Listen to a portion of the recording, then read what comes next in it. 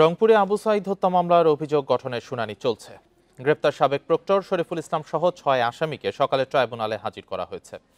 এর আগে গত ২২ জুলাই বিচারপতি নজরুল ইসলাম চৌধুরীর নেতৃত্বাধীন আন্তর্জাতিক অপরাধ ট্রাইব্যুনাল ২ আজকের দিন ঠিক করেন। সেদিন চিফ প্রসিকিউটর পলাতক আসামিদের অগ্রগতি প্রতিবেদন সম্পর্কে জানান। পত্রিকায় বিজ্ঞপ্তি দেওয়ার পরও এসব আসামি হাজির হননি বলে ট্রাইব্যুনালকে জানানো হয়। গত ৩০ জুন আবু সাঈদ হত্যা মামলায় অভিযোগ আমলে নেয় ট্রাইব্যুনাল। একই সঙ্গে এ মামলায় পলাতক ২৬ আসামির বিরুদ্ধে গ্রেপ্তারি পরোয়ানা জারি করা হয়।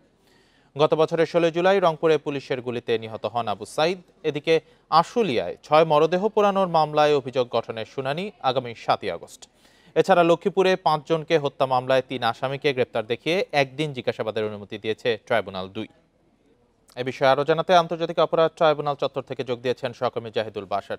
জাহিদুল বাশার, এখন তো হত্যা মামলার অভিযোগ গঠনের শুনানি চলছে, তো এই আলোচিত হত্যা মামলার সর্বশেষ কি তথ্য আছে আপনার কাছে?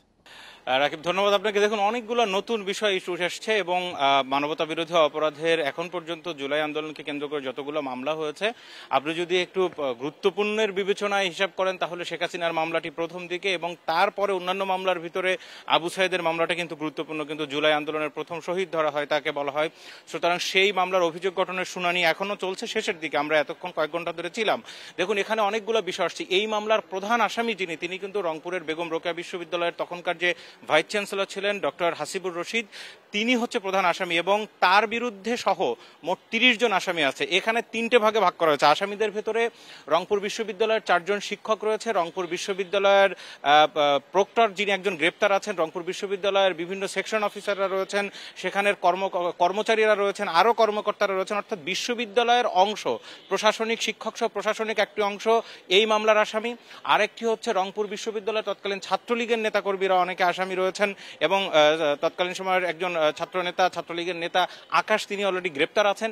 এছাড়া আরেকটি গ্রুপ হচ্ছে রংপুরের তৎকালীন আরএমপির যারা ঊর্ধ্বতন পুলিশ কমিশনার ছিলেন তারা সহ অন্যান্য পুলিশ সদস্যরা, এরা রয়েছেন মোট 8 জন। তার মধ্যে সরাসরি গুলি যিনি করেছিলেন কনস্টেবল আমির হোসেন এবং আরেকজন হচ্ছে সুজন চন্দ্র রায়, তারা দুজন কিন্তু এখন আদালতের কাঠগড়ায় রয়েছে। দেখুন, মূল তাদের বিরুদ্ধে একদম সুনির্দিষ্ট অভিযোগ আনা হয়েছে যে সরাসরি আবু সাঈদকে গুলি করে হত্যা, গুলির নির্দেশ দেওয়া, ভুয়া মিথ্যা মামলা দিয়ে হয়রানি এবং একই সাথে সুরতহাল রিপোর্ট পরিবর্তন করা, ময়নাতদন্ত রিপোর্ট পরিবর্তন করতে চাপ দেওয়া, এই ধরনের একেবারে সুনির্দিষ্ট ৪-৫টি অভিযোগ কিন্তু এই আসামিদের বিরুদ্ধে। আদালতে কিছুক্ষণ আগে চিফ প্রসিকিউটর আদালতকে জানিয়েছেন যে রংপুর বিশ্ববিদ্যালয়ের তখনকার যে vice chancellor professor Hasibur Rashid, তিনি সরাসরি সেই সময় আন্দোলনকারীদের উপরে হামলা এবং তাদের উপরে জোর জবরদস্তি করার নির্দেশ দিয়েছেন। সেই নির্দেশ দেওয়ার সরাসরি প্রমাণ এই প্রসিকিউশনের কাছে আছে, সেটিও তারা এখানে জমা দিয়েছেন। পরবর্তীতে প্রসিকিউশন সেগুলো যাচাই বাছাই করতে, ট্রাইব্যুনাল সেগুলো যাচাই বাছাই করতে পারবে। একই সাথে তারা দেখিয়েছেন যে কিভাবে এই নির্দেশনা পেয়ে তখন বিশ্ববিদ্যালয়ের শিক্ষকরা কি কাজ করেছে। ছাত্রলীগের নেতাকর্মীরা শুধু কিন্তু সেই এটি ১৬ জুলাই নয়, তার আগে থেকে দেখানো হয়েছে যে আবু সাঈদকে রংপুর বিশ্ববিদ্যালয়ের যখন ছাত্রলীগের যেই সভাপতি ছিল পহেল বড়ুয়া, সে সরাসরি আবু সাঈদকে চড়থাপ্পড় দিয়েছে তার 2 দিন আগে। সেই সমস্ত প্রমাণ এখানে তুলে ধরা হয়েছে। রংপুরের আরএমপির কমিশনার মনিরুজ্জামান, তিনি এবং তার পরবর্তীতে 2 জন উপকমিশনার, সহকারী পুলিশ কমিশনার, এরকম বেশ 4-5 জন পুলিশ কর্মকর্তারা যারা ঊর্ধ্বতন নির্দেশদাতা হিসাবে বা কমান্ডেন্ট হিসাবে তারা কিন্তু অভিযুক্ত এবং তাদেরকে বলা হয়েছে যে বিভিন্ন পর্যায়ে পুলিশকে তারা ব্যবহার করেছেন।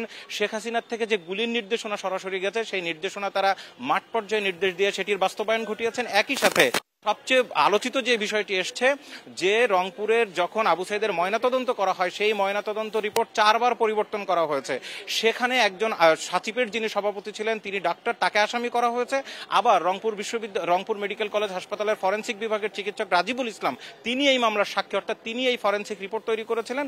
তিনি বলেছেন যে 4 বার পর্যন্ত তাকে যে রিপোর্ট দিতে বলা হয়েছে সেখানে পুলিশের গুলিতে আবু সাঈদ নিহত হয়েছে, এই বিষয়টি পরিবর্তন করতে বলা হয়েছে এবং এই পরিবর্তনের জন্য বেশি প্রেসার দিয়েছেন সাচিপের নেতা এবং পুলিশের কর্মকর্তারা। এমনকি সরকারের ঊর্ধ্বতন দিক থেকেও সেখানে নির্দেশনা গেছে বলে তিনি তার জবানবন্দিতে বলেছেন।